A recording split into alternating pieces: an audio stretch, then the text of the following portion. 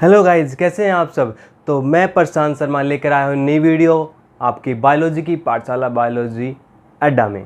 तो हम बात करेंगे आज एनिमल किंगडम के फर्स्ट फाइलम के बारे में, पोरीफेरा, जहाँ से एनिमल किंगडम स्टार्टिंग होती है। ये कहें, हम ये कह सकते हैं स्टार्टिंग स्टेज है, ये स्टार्टिंग फाइलम है, जहाँ से हम धीरे धीरे बढ़ते बढ़ते इवोल्यूशन कह सकते हैं, उसके द्वारा हम मैमल्स तक पहुंच पाते हैं। मींस इनवर्टिब्रेट्स से वर्टिब्रेट्स के थ्रू जाते हैं। तो पोरीफेरा वो स्टेज है जहाँ से हमें ये पता लगता है कि जो एनिमल्स हैं वो एक्वाटिक स्टेज में हैं, ठीक है ना। और उनके अलावा भी हमें जो उनकी जो स्ट्रक्चर है, वो लेवल ऑफ ऑर्गेनाइजेशन देखते हैं या सिमेट्री देखते हैं, उसमें हमें बहुत सारी चीज़ें देखने को मिलती हैं। तो Porifera very different from other phylum. तो हमें थोड़ा सा इसको डीपली पढ़ना है। तो इस पोरीफेरा को जानने के लिए अच्छे से मेरे साथ शुरू से लेकर आखिर तक बने रहिए प्रशांत शर्मा के साथ और जानिए पोरीफेरा फाइलम के बारे में। तो हम बात करते हैं पोरीफेरा। इसका दूसरा नाम, इसको हम बात करते हैं जब स्पंज बोलते हैं। स्पंज नॉर्मली हम जब बात, यहाँ आप रसोई में जाते हैं, किचन में, आप बर्तन को वॉश करने के लिए भी स्पंज यूज़ करते हैं। आपके पास आपके अलग अलग डिफरेंट जगह पे आप जो गद्दे यूज करते हैं, उनमें मोस्टली क्या होंगे, स्पंज आपको दिखाई दे। तो इसको हमने, इनका सॉफ्ट बॉडी के होने की वजह से हमने इसको स्पंज बोला है। इसके अलावा हमें स्पंज का जो करैक्टर है, इसका जो पोरीफेरा नाम है, वो किसकी वजह से पड़ा, इसका जो एक्चुअल में जो कंडीशन होती है, ये लेटिन वर्ड है। कौन सा भाई? Latin word. और लेटिन में पोरी मीन्स होता है पोरस। क्या होता है भाई? पोरस। पोरस मीन्स होता है पॉड, छिद्र, छेद, ठीक है ना। और फेरा मीन्स होता है टू बियर, जिसके अंदर पॉर बियर प्रेजेंट है, जिसमें पॉर्स प्रेजेंट है। तो बियर्स, ठीक है ना, टू बियर्स मतलब पॉर प्रेजेंट है। अब ये कुछ स्टडी किस में करते हैं? पैराजूलॉजी के अंदर। क्या करते हैं भाई? पैराजूलॉजी, स्टडी ऑफ स्पंज या पोरीफेरा। क्या करते हैं? स्टडी ऑफ स्पंज, पैराजूलॉजी के अंदर। फिर बात आती है कि ये जो पोरीफेरा नाम है किसने दिया? तो Robert grant gave the name Porifera. उन्होंने उसके स्ट्रक्चर के हिसाब से, उनकी जो मॉर्फोलॉजी स्ट्रक्चर थे उसके हिसाब से रॉबर्ट ग्रांट ने उसको नाम दिया पोरीफेरा। और पोरीफेरा किसके नाम दिया था? पोरस, पोर, उसके जो करैक्टर्स हैं उनके बेस पे, उनके मॉर्फोलॉजी बेस पे उसका नाम दिया। क्या नाम दिया? पोरीफेरा।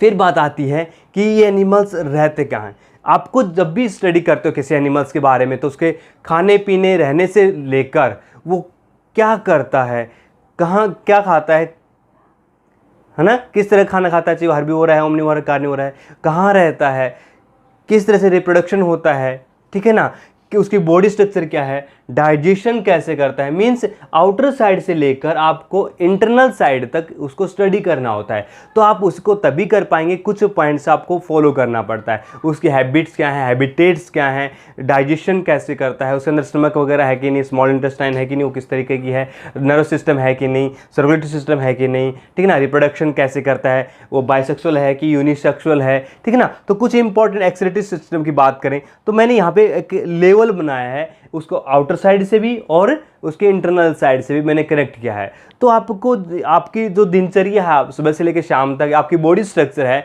उन चीज़ों को एक तरह से रिलेट कर देना। आप क्या खाते हो, कहाँ रहते हो, है ना, तो किस कंडीशन में रहते हो, आपकी बॉडी स्ट्रक्चर वो कैसे दिखाई देती है, तो इसकी बॉडी कहाँ रहता है, क्या करता है, उसकी बॉडी स्ट्रक्चर कैसे दिखती है, उसके बॉडी जो बॉडी के अंदर फंक्शन हो रहे हैं डिफरेंट टाइप के, वो कंप्लीट है कि इनकम्प्लीट है, कर रहा है कि नहीं कर रहा है। तो वो सारी चीज़ें आपको माइंड में रखते हुए, उस एनिमल को सोचते हुए लिखना है। तो मैं आपको बताने वाला हूँ कि कैसे करना है, ठीक है ना। तो पहले हम हैबिट्स की बात करें, उसे वो रहता कहाँ है उसकी बात करें, ठीक है ना, कैसा दिखता है उसकी बात करेंगे।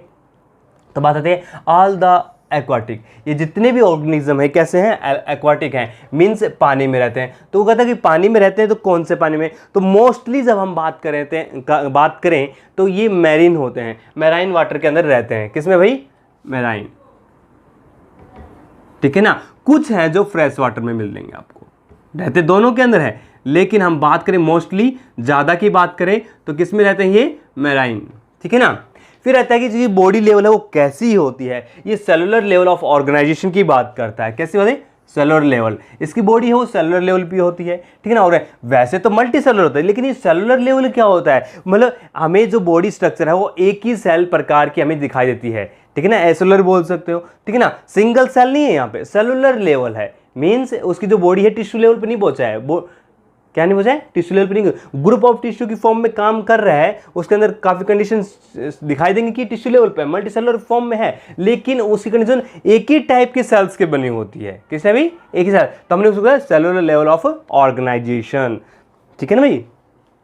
फिर आता है they are social and cloning, ये अकेले भी रहते हैं, आप सर्वाइव कर लेते हैं, और क्लोनी ग्रुप में रहते हैं। अच्छा, सबसे इंपॉर्टेंट बात आती है कि पोरीफेरा, सर एक ही एनिमल की बात करें, बहुत सारे भाई, पोरीफेरा एक फाइलम है जिसके अंदर हमें बहुत सारे एनिमल स्टडी करते हैं, ठीक है ना, हजारों में एनिमल्स होते हैं इनके अंदर, स्पीसीज होती हैं। जैसे कि मैमल्स की बात करें, मैमल्स में हम क्या करते हैं, ह्यूमन भी आते हैं, डॉग भी आते हैं, कैट भी आते हैं, एक तरह से गिलहरी होती है ना, वो भी मैमल्स है। तो ऐसे बहुत सारी स्पीसीज हैं जो मैमल्स के अंदर स्टडी करते हैं। तो वही बात है जो पोरीफेरा स्टडी करते हैं, उसके अंदर बहुत सारी स्पीसीज आती हैं, कुछ मैराइन में रहती हैं, कुछ फ्रेश वाटर में होती हैं, कुछ अकेले रहती हैं, कुछ ग्रुप में रहती हैं। समझ में आ गया आपको, सॉलिटरी वर्ड भी आ सकता है क्लोनिन की जगह, ठीक है ना। फिर इस शेप की बात करते हैं, इरेगुलर शेप होती है। यदि हम इरेगुलर शेप की बात करते हैं, मीन्स ये हुआ कि इसके अंदर एसिमेट्रिकल बोल सकते हैं हम, क्या बोल सकते हैं, एसिमेट्रिकल, एसिमेट्रिक कंडीशन, मतलब इसका हम टुकड़े नहीं कर सकते इक्वल, है ना। यदि हम उसको किसी एंगल से काटते हैं, किसी भी एंगल से, तो उनके हम टुकड़े, देखो अब मैं स्ट्रक्चर बना रहा हूं एक, ठीक है ना, ये क्या है, एक तरह से स्पंज है, और इस स्ट्रक्चर से देखने से लग रहा है कि इसको हम टुकड़े नहीं कर सकते, और बना लेते हैं भाई।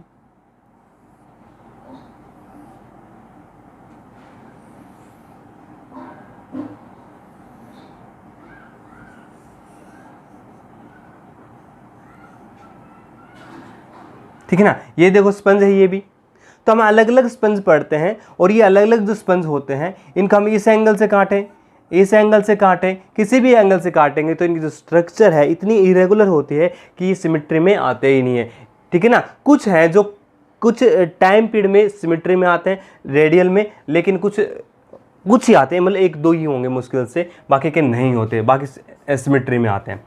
स्पॉन्जियोसॉइल, स्पॉन्जियो मीन्स यहाँ पे हम बात करते हैं, अब हमारे पास ये स्पंज है, ठीक है ना,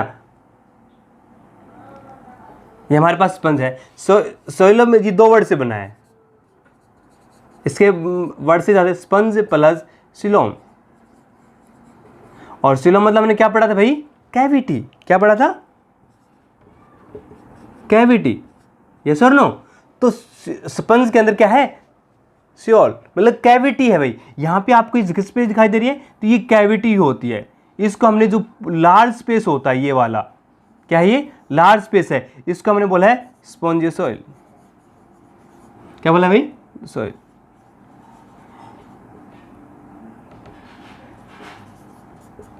कैविटी क्या है, लार्ज कैविटी। इसके अलावा कह रहे हैं कि स्पॉन्जियोसॉइल के अलावा यदि हम बात करें, डायग्राम की बात करें, ठीक है ना, इसके ऊपर यदि हम स्ट्रक्चर देखें, यहाँ पे हमें बहुत सारे पूरी बॉडी के ऊपर छोटे छोटे पोर होते हैं, जिसके नाम से इसको नाम बोला हमने, ये वाले पोर जो मैंने बताया था, वो पूरी बॉडी के ऊपर क्या होते हैं, पोर होते हैं, पूरी बॉडी के ऊपर। यहाँ पे एक लार्ज पोर होता है, ठीक है ना, और वैसे पूरी बॉडी पे क्या होते हैं, ठीक है ना, हमारे बॉडी पे हेयर्स होते हैं ना, ऐसे उसकी पूरी बॉडी पे जो भी स्पंज होगा, जो भी पोरीफेरा, उसकी पूरी बॉडी पे क्या होंगे, पोर्स होंगे, पोर। इन पोर को हमने एक नाम दिया है, और पोर को नाम बोला हमने ऑस्टिया,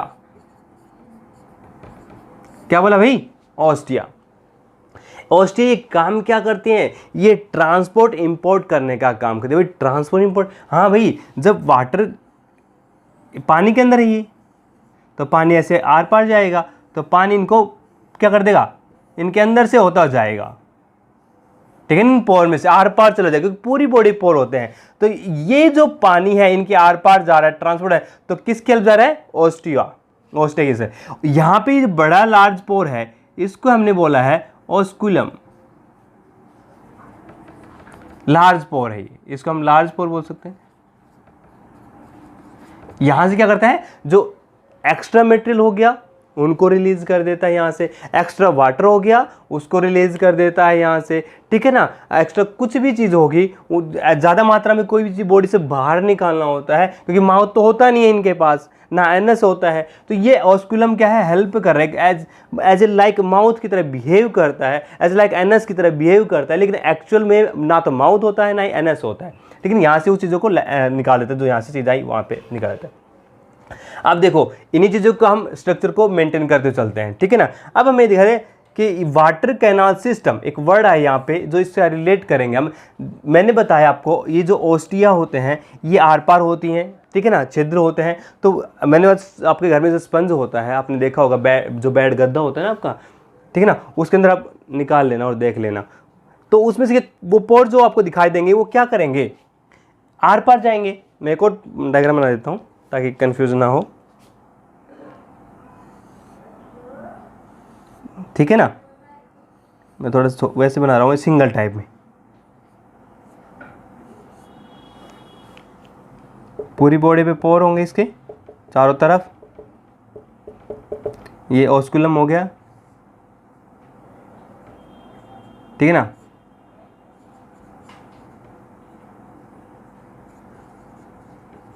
ये ओस्टिया हो गया।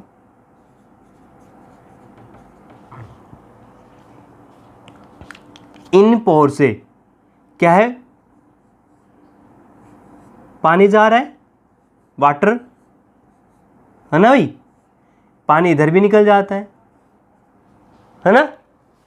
तो ये जब वाटर जा रहा है तो आपने पता होगा कि वाटर के अंदर बहुत सारी चीजें होती हैं। क्या क्या होता है भाई, गैसेस भी होंगी, न्यूट्रिशन भी होगा, क्या होगा, न्यूट्रिशन भी होगा। अब वो न्यूट्रिशन क्या होगा भाई, ठीक है ना, न्यूट्रिशन अलग अलग होता है, बहुत सारी चीजें होती हैं, है ना। तो उन न्यूट्रिशन को, गैसेस को और वाटर, तीन चीजें हमारे पास से मेनली आ गई, ठीक है ना। अब आती है हमारे पास तीन चार चीजों की, अभी यहीं से इनको रिलेट करना है। पहला पॉइंट आपको ये करना है, spongiocoel, water canal system, skeleton, digestion और एक्सक्रीटरी। तो ये और ये मैं एक्सक्रीटरी मैटर इज अमोनिया, यहां तक उन चीजों को रीड करना है इस डायग्राम से। तो पहला स्पॉन्जियोसॉइल, यहां पे आपको कैविटी दिखाई दे रही है ये वाली, इसको बोलेंगे स्पॉन्जियोसॉइल। स्पंज के अंदर कैविटी है, क्या है ये, कैविटी। इस कैविटी को हमने बोला है स्पॉन्जियोसॉइल।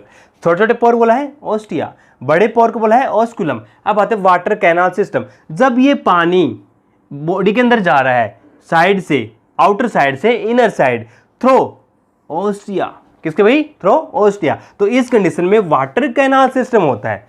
अब यदि वाटर कैनाल सिस्टम बनाते हैं हम तो हमें इस तरह का स्ट्रक्चर दिखाई देगा।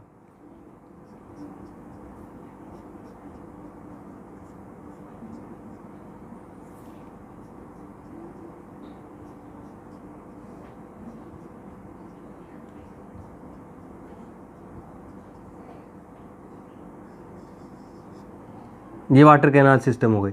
एक तरह से ये पोर होंगे भाई, ये देख पोर दिखाई दे रहे हैं, आर पार जा रहे हैं इनमें से, तो ऐसे पोर होंगे। तो ये वाटर कैनाल सिस्टम हो, जहाँ से पानी बाहर आ भी सकता है और जा भी सकता है। मोस्टली ये वाटर कैनाल सिस्टम कर क्या रहे हैं, ये वाटर, गैस, न्यूट्रिशन को अलाउ कर रहे हैं ताकि वो अंदर आ जाएं, और अंदर आने के बाद जो न्यूट्रिशन इनको मिल रहा है, जो गैस इनको चाहिए, भाई ये भी एनिमल हैं, जीव हैं, तो इनको न्यूट्रिशन चाहिए साइज ग्रोथ करने के लिए, लाइफ को सर्वाइव करने के लिए। तो वाटर के थ्रू इनके पास न्यूट्रिशन जा रहा है, क्योंकि इधर उधर ना तो आ सकते ना जा सकते, घूम फिर नहीं सकते ये, ठीक है ना, कांस्टेंट रहते हैं, एक जगह पे फिक्स रहते हैं एक तरह से वो।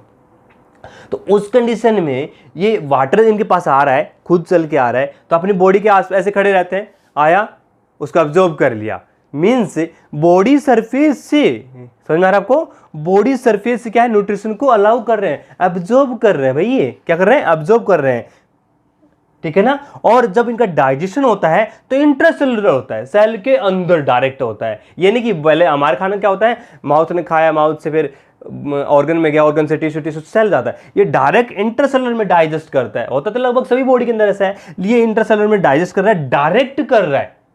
हमारे तो क्या है, माउथ में हम उसको यूज करते हैं, ऑर्गन, फिर टिश्यू में यूज, उसको डायरेक्ट ब्रेक डाउन किया जा रहा है। ये डायरेक्ट क्या कर रहा है, इंट्रासेलुलर डाइजेशन होता है डायरेक्ट सेल, क्योंकि भाई यहाँ पे ज़्यादा लार्ज कॉम्प्लेक्स फॉर्म में तो न्यूट्रिशन होता नहीं है, वो अमीनो पेप्टाइड फॉर्म में स्मॉल कॉम्प्लेक्स में वाटर के अंदर मिक्स रहता है, तो डायरेक्ट क्या कर रहा है, अब्जॉर्ब कर रहा है, डाइजेस्ट कर रहा है, डायरेक्ट सेल के अंदर होगा। हमारी बॉडी के अंदर क्या होता है, खाते हैं खाना, न्यूट्रिशन लेते हैं तो वो कॉम्प्लेक्स फॉर्म में होता है। तो हमारे माउथ है, स्टमक है, उसको क्या करते हैं, लार्ज कॉम्प्लेक्स से स्मॉल कॉम्प्लेक्स में ब्रेक डाउन किया जाता है। तो उस कंडीशन में उसको ब्रेक डाउन करने का काम यहाँ तो है नहीं, क्योंकि वाटर के अंदर चीजें होती हैं पहले से टूटी हुई हैं स्मॉल कॉम्प्लेक्स में, तो इंट्रासेलुलर डाइजेशन होता है। क्या होता है, इंट्रासेलुलर डाइजेशन होता है।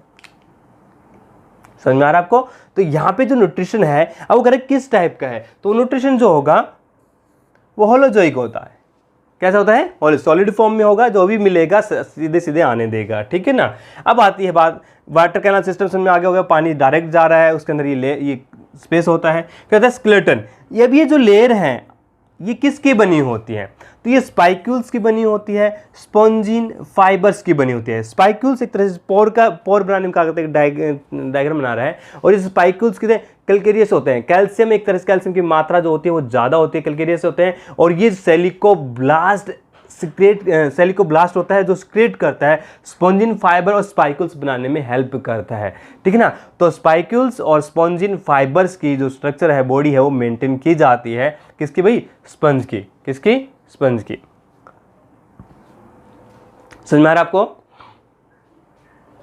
अब बात आती है, डाइजेशन तो हो गया इंट्रासेलुलर, अब एक्सक्रीटरी सिस्टम जो होता है वो कौन करता है। जैसे हमारी बॉडी के अंदर तो किडनी वगैरह हो गई, एक्सक्रीटरी सिस्टम का पार्ट हो गया, लेकिन यहाँ पे ना तो कोई किडनी होती है, ना ही कोई माउथ था, ना एनएस है कि उसको वेस्ट मटेरियल को निकाल दिया है। यहाँ पे ऑस्कुलम होता है, उसके द्वारा वेस्ट मटेरियल को निकाला जाता है। मीन्स आप ये कहें कि नॉर्मली हम बात करें तो एक्सक्रीटरी जो सिस्टम होता है वो क्या होता है, एब्सेंट होगा भाई। क्या होगा मेरे पास बच्चों, एब्सेंट होगा। मीन्स यहाँ पे सिस्टम का मतलब समझ में आ गया होगा आपको।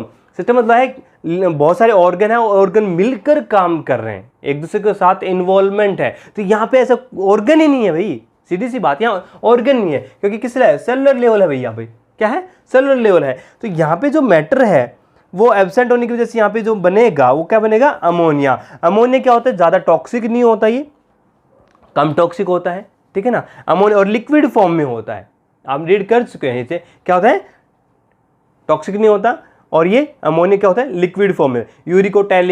यूरियोटैलिक आपने पढ़ा होगा, तो यहाँ पे 3 टाइप का होता है, तो उसमें अमोनिया होता है। तो यहाँ पे कौन सा रिलीज करता है वेस्ट मटेरियल, अमोनिया होता है, एक्सक्रीटरी मैटर जो होता है।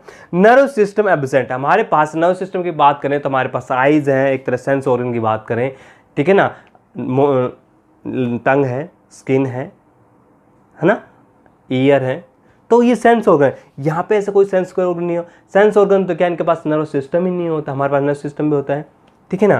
तो यहाँ पे नर्व सिस्टम क्या होता है, एब्सेंट होता है। क्या है प्यारे बच्चों, एब्सेंट होता है। फिर आती है, इनसे कोई नेक्स्ट जनरेशन बन गई, क्या है, नेक्स्ट जनरेशन बन गई किसी वजह से, भाई रिप्रोडक्शन होगा तो नेक्स्ट जनरेशन, तो वो कैसे बनेगी, डायरेक्ट स्पंज जैसा दिखाई देगा या नहीं दिखाएगा। यदि वो सेक्सुअल रिप्रोडक्शन की बात करें तो इनडायरेक्ट होगा। यहाँ पे क्या बनेगा, लार्वा बनता है भाई। क्या बनता है, लार्वा। आपने सुना होगा, देखा होगा, जो बटरफ्लाई होती है उसके अंदर कैटरपिलर लार्वा ऐसा बनता है, या फ्रॉग हो उसके अंदर आपने सुना होगा कि फ्रॉग से एग्स के बनने के बाद उसके अंदर लार्वा बनता है, लार्वा के बाद वो एडल्ट बनता है। तो यहाँ पे क्या बनता है, लार्वा बनाता है ये बॉडी। क्या बनाता है, लार्वा। सेक्सुअल में बता रहा हूँ, ठीक है ना अभी। तो ये इनडायरेक्ट डेवलपमेंट होगी। ये जो डायरेक्ट, जैसे ह्यूमन और काऊ डॉग, इनके अंदर क्या डायरेक्ट वो पेरेंट जैसा दिखाई देता है तो डायरेक्ट डेवलपमेंट होगी। अगर वो पेरेंट जैसा डायरेक्ट नहीं दिखाई दे रहा है तो क्या हो गई, इनडायरेक्ट। फिर बात आती है रिप्रोडक्शन, तो सबसे इंपॉर्टेंट भी है और इससे रिलेटेड क्वेश्चन भी आता है। तो आपको यहाँ पे ध्यान रखना है, स्पॉन्जियोल, वाटर कैनाल सिस्टम और स्केलेटन, ठीक है ना। इसमें से रिलेटेड क्वेश्चन बहुत ज़्यादा पूछे जाते हैं। और सबसे जो 4th है रिप्रोडक्शन, जिससे इंपॉर्टेंट है, इसके अंदर 2 टाइप होते हैं, सेक्सुअल और सेक्सुअल। एसेक्सुअल और सेक्सुअल दोनों टाइप के इसके अंदर रिप्रोडक्शन पाए जाते हैं। एसेक्सुअल की बात करें, ठीक है ना, तो यहाँ पे हमें बडिंग और फ्रेगमेंटेशन भी देखने को मिलता है। अच्छा, बडिंग की बात करते हैं यहाँ पे, तो हमारे पास ये कुछ एक नया फीचर सा दिखाई देता है। बडिंग में नॉर्मली हम जब स्ट्रक्चर देखते हैं तो आउटर साइड हमें बडिंग दिखाई देती है, लेकिन इसके अंदर जो बडिंग होती है वो जेम्यूल्स के अंदर होता है, इंटरनल बडिंग होती है वो, इंटरनल बडिंग, इंटरनल बड्स होते हैं या बडिंग होती है, मतलब जो स्ट्रक्चर होगी वो किस तरह की बनेगी, ठीक है ना, इस तरह, इसके अंदर ये स्पॉट फॉर्मेशन एक तरह से बोलते हैं इसको, ठीक है ना, ये जैमुल्स होते हैं जो इंटरनल साइड बनते हैं, ठीक है ना। फ्रेगमेंटेशन जो पार्ट टूट गया और वो वापस डिजेनरेट हो रहा है। सेक्सुअल में बात करते हैं, हर्माफ्रोडाइट होता है, मीन्स यहाँ पे जो sex, both sex are same जगह, सेम प्लेस, बोथ सेक्स, बहुत जो दोनों सेक्स होते हैं, मेल फीमेल ऑर्गन्स होते हैं, वो एक ही बॉडी के अंदर होते हैं, एक ही बॉडी पार्ट होते हैं, और वहाँ पे क्या होगा, मिलेंगे, जायगोट बनाएंगे, जायगोट बनाने के बाद लार्वा, और फिर वो जो भी एनिमल्स है उसका अडल्ट बनाएंगे और वो हमें दिखाई देगा। समझ में आ गया आपको। तो इसके अंदर हम एग्जाम्पल की बात करें तो स्काइफा, ल्यूकोस्पोनी, मैं नाम लिख देता हूँ कुछ है एग्जाम्पल जो कि आपको बुक में मिल जाएंगे। आप जितने एग्जाम्पल पढ़ेंगे उतना ही आपके लिए बेस्ट होता है। स्काइफा, ठीक है ना, यूप्लैक्टिला,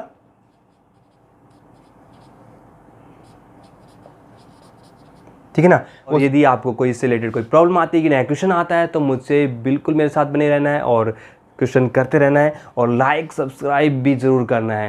नेक्स्ट वीडियो में फिर मिलते हैं। Good luck, take care.